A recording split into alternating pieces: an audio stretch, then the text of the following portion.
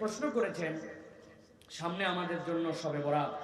আমি জানতে চাই শবে বরাতে কি কি আমল করতে হয়, রোজা কয়টি, নামাজ কয় রাকাত এবং নামাজগুলি কোন কোন সূরা দিয়ে পড়বো, একটু দয়া করে জানাবেন। প্রিয় ভাইয়েরা, আমাদের সামনে আমাদের জন্য যে মাসটি আসতেছে এটা হচ্ছে আমাদের জন্য শাবান মাস। শাবান মাসের সবচেয়ে মর্যাদাকর একটা রাত্রি নবী করিম সাল্লাল্লাহু আলাইহি সাল্লাম বলেছেন, সেইটা হচ্ছে নিসফুম মিনাশ শাবান। আমরা যেটা শবে বরাত বলি ওইটাই হাদিসের পরিভাষায় নিসফুম মিনাশ শাবান, শাবানের মধ্যরাত। আল্লাহ নবী বলছেন এই রাতের একটা মর্যাদা আছে। কি? আল্লাহ রাব্বুল আমিন আসমান থেকে বান্দার কাছে নেমে আসেন, এরপর আল্লাহ রাব্বুল আমিন পৃথিবীর সব বান্দাকে আল্লাহ মাফ করে দেন। সুবহানাল্লাহ বলেন। নিসফুম মিনাশ শাবানে আমল কি? নবীজি বলছেন দুইটা আমল। একটা আমল হচ্ছে তোমার জীবনে শিরিক মুক্ত হতে হবে, 2 নম্বরে মুশাহিন, তোমার অন্তরটা বিদ্বেষ মুক্ত হবে। কিচ্ছু না, কেবল শিরিক মুক্ত, বিদ্বেষ মুক্ত। আল্লাহ এই 2 অন্তরের আমলে আল্লাহ তাকে মাফ করে দেন। এখন আমি কি কোনো আমল এক্সট্রা করবো কিনা? করতে পারেন, তবে তার আগে জানতে হবে এক লোক নামাজই পড়তে পারে না, পঙ্গু হাসপাতালে শুয়ে আছে, এক লোকের ডাক্তার নিষেধ করে দিছে, তার ওষুধকে তো ইনজেকশন নিতে হয়, তার 3 ঘন্টার বেশি সে না খেয়ে থাকলে তার অবস্থা খারাপ। ওই লোক হাসপাতালে শুয়ে আছে, এখন সে কেমনে ক্ষমা পাবে? তারা যদি বলে যায় 3টা রোজা রাখো, রাত্রেবেলা এত রাকাত নামাজ পড়ো, আল্লাহ জেনারেল করে দিলেন তোমার অন্তরের আমল এটা। অসুস্থ, সুস্থ, আধা সুস্থ, অতিরিক্ত সুস্থ, কম সুস্থ, ভালো, আকেল, সকলে তোমরা শিরিক মুক্ত হও আর তোমরা বিদ্বেষ মুক্ত অন্তর, মুখ ভাইয়ের প্রতি বিদ্বেষ তুমুকের এই মুক্ত করো, আল্লাহ জেনারেলি তোমাকে মাফ করে দেবেন। সুবহানাল্লাহ বলেন। এইটা শবে বরাতের মূল আমল। আর 2 নম্বরে রাসূলুল্লাহ সাল্লাল্লাহু আলাইহি ওয়াসাল্লাম থেকে প্রমাণিত আছে যে আপনি চাইলে এই দিনটার মধ্যে সিয়াম পালন করবেন। এই সিয়ামটা আপনার জন্য বরকতের সিয়াম, অতএব আপনি সিয়াম পালন করবেন। রাত্রেবেলা আপনার মন চাইছে আপনার ঘরের মধ্যে অতিরিক্ত সালাত আদায় করবেন, সেটা 2 রাকাত, 4 রাকাত, 6 রাকাত, 8 রাকাত, কিন্তু এইটার জন্য একবার সূরা ফাতিহা, এরপরে একবার ইন্না আতাইনাকাল কাউসার, 10 বারের পরে সূরা ইখলাস। এইরকম কোন তরিকা কোরআন সুন্নাহ দ্বারা প্রমাণিত নয়। অতএব এইটা আপনারা করবেন যে আপনারা সালাত আদায় করলেন, রোজা রাখলেন, আর অন্তরের এই 2টা রোগ আমার আছে কিনা এইটা মুক্ত করতে হবে। এটাই হচ্ছে আপনি যেটা শবে বরাত বলতেছেন, হাদিস যেটাকে নিসফুম মিনাশ শাবান বলতেছে, এইটার আমল। আপনি সারা রাত নামাজ পড়লেন, আগে একটা রোজা রাখলেন, পরে একটা, ওই দিন একটা, কিন্তু আপনার অন্তরটা পয়সা গেছে হিংসা বিদ্বেষে ভরা, কারো উন্নতি দেখতে পারেন না, কারোর প্রতি আপনার ভাল লাগে না, সকলের প্রতি আপনার হিংসায় ভরা মন, কাউরে মাফ করতে পারেন না, অমুকে অমুক করছিল ধরে রাখছেন মনের মধ্যে, এদিকে নামাজে ফাটায় ফেলতেছেন, রোজায় ফাটায় ফেলতেছেন, আপনার এগুলো একটাও কাজ করবে না, আপনার পাত্র ঠিক নাই, ওর মধ্যে কোনো আমল বাঁধবে না, ঠিক না?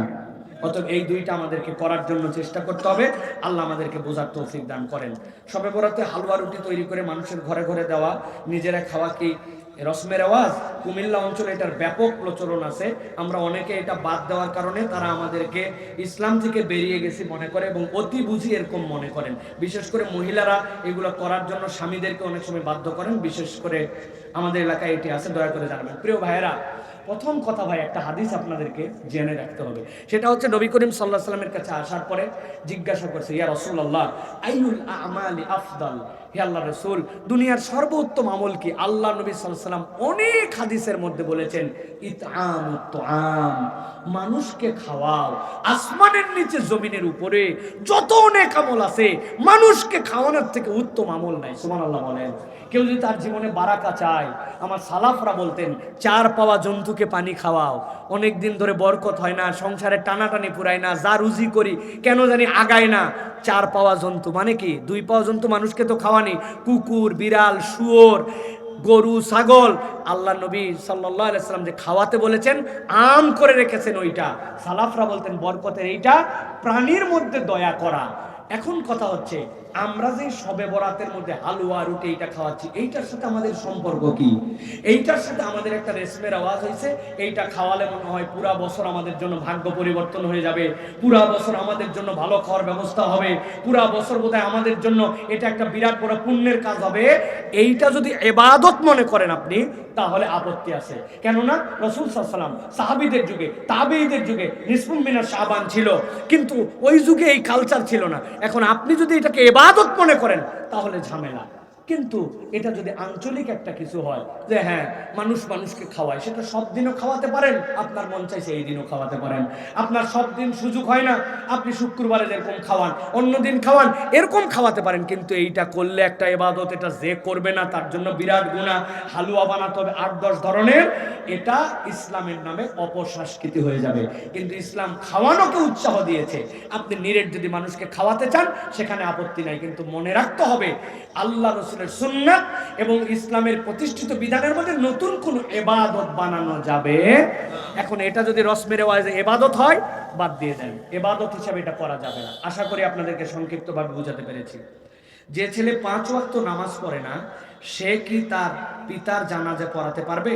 আমাদের এলাকায় এরকম ঘটনা ঘটেছে এবং অনেক মানুষ এই ছেলেকে আবার নামাজ পড়ানোর জন্য উৎসাহ দিয়েছেন। জিজ্ঞাসা হচ্ছে সে নামাজ যদি পড়িয়ে ফেলে তার নামাজ হবে কিনা। প্রিয় ভাইরা, এখানে 3টা দিক আছে। প্রথম দিক হচ্ছে ঈমান, ইসলাম আর বেঈমান, এর মধ্যে কুফর, এইটার মধ্যে পার্থক্য হচ্ছে সালাত।